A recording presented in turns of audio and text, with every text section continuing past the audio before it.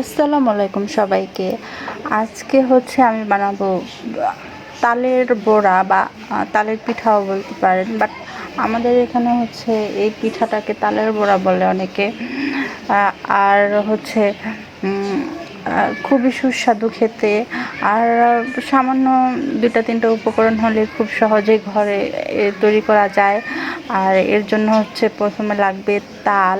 আর আজকে আমি একটু বাইরে গিয়েছিলাম, ওইখান থেকে বড় একটা তাল নিয়ে আসছি।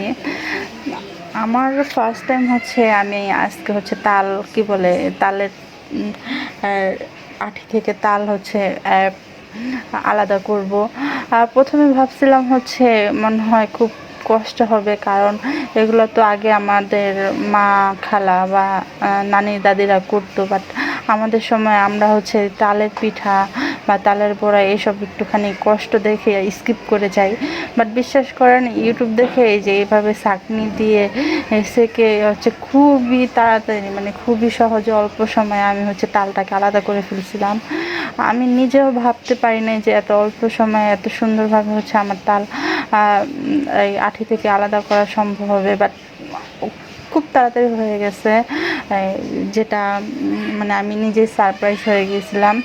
এই পর্যায়ে হচ্ছে আমার এইভাবে আমি তালগুলাকে হচ্ছে ছাঁকনির সাহায্যে আলাদা করে নিছি।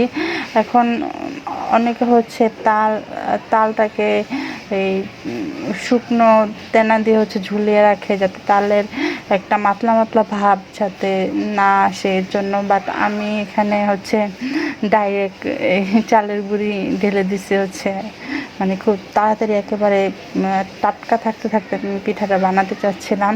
এর জন্য হচ্ছে আমি নিয়ে নিছি চালের গুঁড়া, আর হচ্ছে দিয়ে দিচ্ছি এখানে চিনি দেওয়ার পর হচ্ছে আমার ভুলে এতগুলো হয়ে গেছিলো, যেটা মানে আমি নিজেও বুঝতে পারি না কাজে এতগুলো হয়ে যাবে।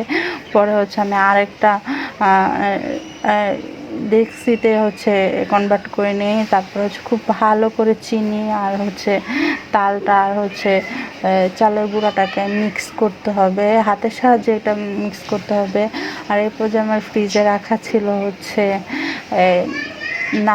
নারিকেলটা কোরানোই ছিল, ডিপে যেহেতু রাখা ছিল, এটা আমি হাত দিয়ে হালকা করে ভেঙে তারপরে দিয়ে দিছি। এখানে ট্রাই করবেন তালের বড়াটা বানানোর সময় হচ্ছে নারিকেলটা একটু বেশি দিলে খেতে কিন্তু অনেক বেশি মজা হয়। আমার ফ্রিজে একটু অল্প পরিমাণ ছিল, বাট আমি এটাই দিয়ে দিছি। আর এখন হচ্ছে আমার তালের যে পেস্ট, এটা আমার পুরোপুরি রেডি হয়ে গেছে। মানে তাল গোলানো থেকে শুরু করে পিঠা, এখন হচ্ছে শুধু কড়াইয়ে তেল দিয়ে গরম করে হচ্ছে ভাজার পালা। ভাজার সময় হচ্ছে একটু খেয়াল রাখতে হয় যাতে একটু সময় লাগে। আচ্ছা, আমি তালের বড়াটা ফার্স্ট টাইম ভাজছি, তো আমার মনে হয়েছিল যে তালের বড়াটা ভাজতে একটু সময় লাগে, কালারটা আসা পর্যন্ত অল্প মিডিয়াম আঁচে হচ্ছে ভাজতে হয়। আর ভাজার পরে এত সুন্দর একটা ঘ্রাণ বের হয় যে আমি দাঁড়ায় দাঁড়ায় ভাজতেছিলাম, আর হচ্ছে ঘ্রাণটা ফিল করতেছিলাম, যেটা হচ্ছে তালের বড়া বা তালের পিঠা না বানালে বোঝাই যাবে না তালের যে একটা ঘ্রাণ, মিষ্টি ঘ্রাণ, সেই ঘ্রাণটা পাওয়া যাবে না যদি তালের বড়া না বানানো হয়, তালের পিঠা না বানানো হয়। তালের পিঠা তো অনেক রকমভাবে বানানো যায়, বাট আমাদের এলাকায় হচ্ছে এই বড়াটা খুবই বেশি ফেমাস। এর জন্য হচ্ছে আমি ফার্স্টে এই তালের পিঠাটা বানিয়ে নিছি। এইভাবে যেহেতু সবাই খায়, এর জন্য এইভাবে প্রথমে বানিয়ে নিলাম। এখন হচ্ছে যেহেতু আমি বড়াগুলা সব দিয়ে দিচ্ছি, এখন হচ্ছে একটু উল্টে পাল্টে নিব। একটু একটু হচ্ছে সফটভাবে এটা আস্তে আস্তে উল্টাইতে হবে, নাহলে দেখা যায় একটু নরম থাকে তো ভেঙে যাওয়ার সম্ভাবনা থাকে। এর জন্য হচ্ছে আমি আস্তে আস্তে হচ্ছে একটু সময় নিয়ে উল্টাইতেছিলাম। উল্টানোর পর হচ্ছে আমার আরেক সাইড যাতে ভালো করে ভাজা হয়ে যায়, এর জন্য হচ্ছে আমার আরেকটু অপেক্ষা করতে হবে। আর যাতে কালারটা একটু সুন্দর আসে, কালারটা দেখলেই কিন্তু বোঝা যাবে যে আমার তালের পিঠা হয়ে গেছে বা ভাজা হয়ে গেছে, আর ভাজতে হবে না। আর গোল্ডেন ব্রাউন কালার হইলে কিন্তু আমি হচ্ছে এগুলা নামাই নেব।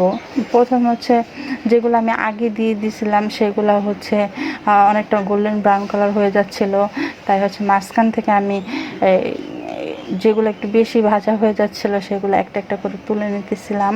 আর এভাবে খেয়াল রাখবেন যাতে অনেক বেশি ভাজা না হয়ে যায়, যেগুলো বেশি ভাজা হয়ে যায় সেগুলো মানে উঠায় নিতে হবে। আর আর হচ্ছে আস্তে আস্তে একটু ধৈর্য সহকারে ভাজতে হবে, কারণ এগুলো তো হুটহাট হয়ে যায় না, একটু সময় লাগে, একটু সময় দিতে হয়। আর সময় দেওয়ার পর হচ্ছে ব্যাস আমার তালের পিঠা অলমোস্ট আমি ভেজে ফেলছি। আর সবগুলো ভাজার পর হচ্ছে এই যে আমার তালের বড়া